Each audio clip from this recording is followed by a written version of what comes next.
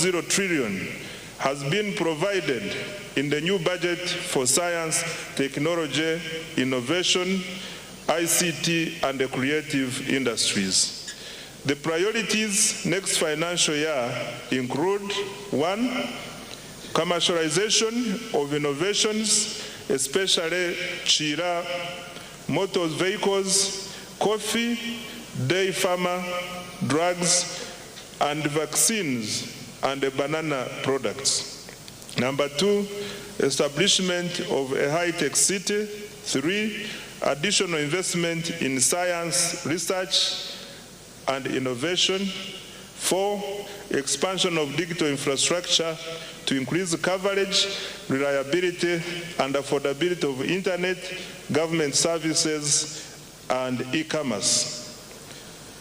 5, growth of business process outsourcing for job creation. 6, expanding the free-to-air TV signal. And 7, strengthening intellectual property protection. I now come to enablers. Mr. Speaker, government also continued to invest in the key enablers of socio-economic transformation in line with the NDP 4 and the 10-fold growth strategy. These include human capital development, infrastructure, security, and the rule of law, as well as domestic revenue mobilization to finance the transformation agenda. Under enabler number 1, which is peace, security, and rule of law, Mr. Speaker, peace, security, and rule of law are the foundations of development. Without peace, you cannot create prosperity. Without security and the rule of law, there is no investment. Without stability, there is no growth. Mr. Speaker, I wish to repeat this. Without peace, you cannot create prosperity. Without security and rule of law, there is no investment. Without stability, there is no growth. Government has continued to invest in security, justice, and governance institutions.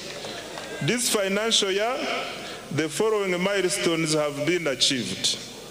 1, the government continued strengthening security infrastructure, intelligence services, and operational capacity, while improving the welfare of our security personnel in the UPDF, police, prisons, and intelligence services. 2, Uganda remains one of the region's most stable countries.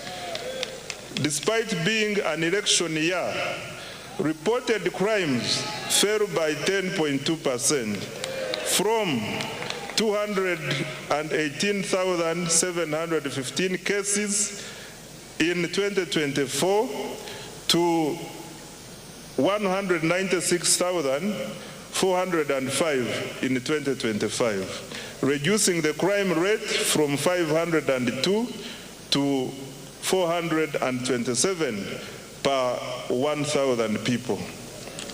3, Uganda continued to contribute to regional peace and security through African Union and UN peace support operations in Somalia, alongside military deployments in the Democratic Republic of Congo, South Sudan, and other places.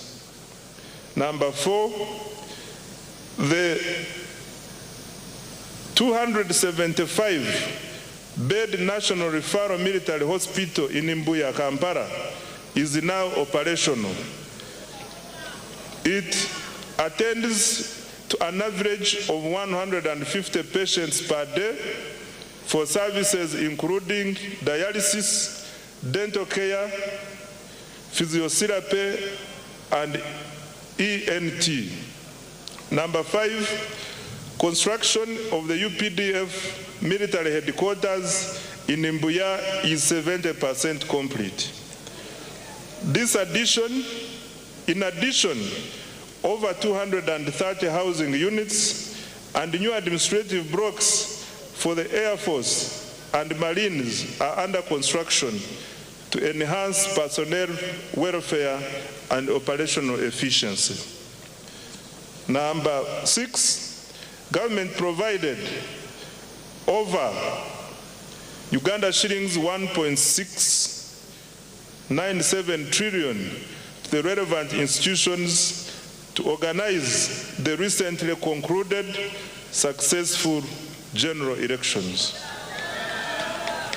Number 7, mass enrollment and issuance of national identity cards progressed well. The total population identified with the National Identification Number NIN is 34.14 million, renewals 13.85 million, cards printed 14.67 million, and cards issued to the population 6.2 million. Beyond securing elections and supporting national security, the national ID has improved access to public services, broadened financial inclusion, and eased travel within the East African community. Number 8, cattle restocking has begun in Acholi, Lango, Teso, and Teso, targeting 16,000 households, each receiving 5 million to purchase 2 bulls and 3 heifers. To date, 2,000 households have been compensated. Financial year 2026-2027 priorities for security, governance, and rule of law are the following.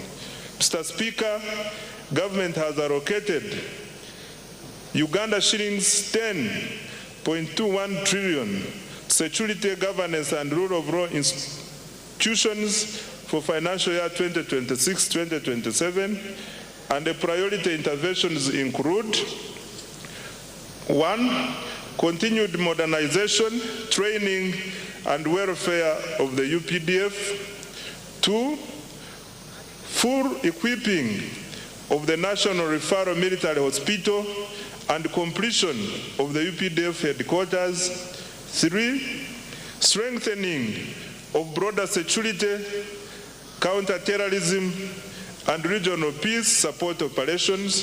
4, enhancing community policing, crime intelligence, forensics, and CCTV coverage. 5, cyber security and protection of critical national infrastructure. 6, improving immigration services, NIN/ID enrollment, and e-passport issuance. 7, fighting against corruption. 8, continued cattle restocking in the Acholi, Lango, Teso sub-regions. I now come to enabler number 2, which is infrastructure development.